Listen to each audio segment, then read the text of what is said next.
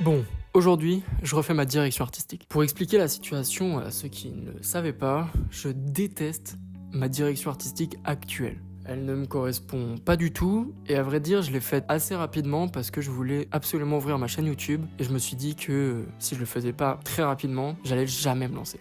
Alors aujourd'hui, j'ai décidé de la refaire avec vous. Avant tout, DA mérite un bon moodboard. Ouais, j'ai qu'une seule image.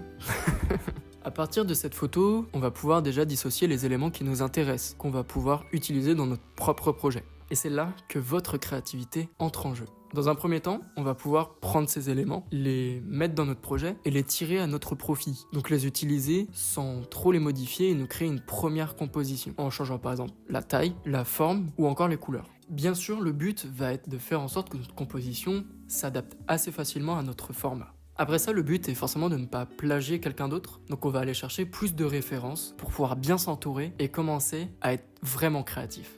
Avec toutes ces refs, le but principal va être d'en tirer notre propre style pour notre projet, celui qui va le plus mettre notre projet en avant. Et enfin, de créer notre propre design final. Bien sûr, là, je suis passé à côté de plusieurs phases qu'on fait normalement en post-production. Mais c'est parce que je ne m'adresse pas à un client professionnel, je m'adresse à moi-même. Et je sais déjà ce que je veux, donc c'est beaucoup plus facile pour moi de passer outre ces étapes. Par exemple, l'étape de faire plusieurs croquis avec plusieurs itérations de plusieurs designs différents. Après toutes ces étapes, on est déjà censé avoir un résultat qui nous convient. Et dans notre cas, c'est le moment où je vais essayer mes designs sur des supports. Et bien sûr, ça serait trop beau si ça pouvait marcher dès le premier coup, donc on va remodifier certaines choses pour que ça s'adapte parfaitement à notre support et qu'on en soit satisfait. Après cette étape d'adaptation au support, on va venir rajouter nos derniers détails pour que ça soit notre projet et qui s'identifie bien à notre style et dans un cas professionnel au style du client ou à ses attentes. Et voilà, vous avez enfin réussi à refaire la direction artistique de vos réseaux sociaux. Bien joué à vous.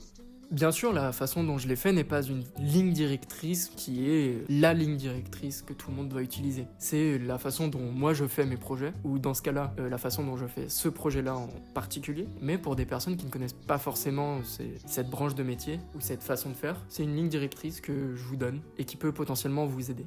On a tous notre façon de faire et on n'a pas une qui est mieux qu'une autre. C'est chacun sa créativité et chacun sa façon de travailler. Maintenant que tout ça est fini, il ne vous reste plus qu'une seule chose à faire, vous abonner et poster tout ça pour que le monde entier puisse le voir.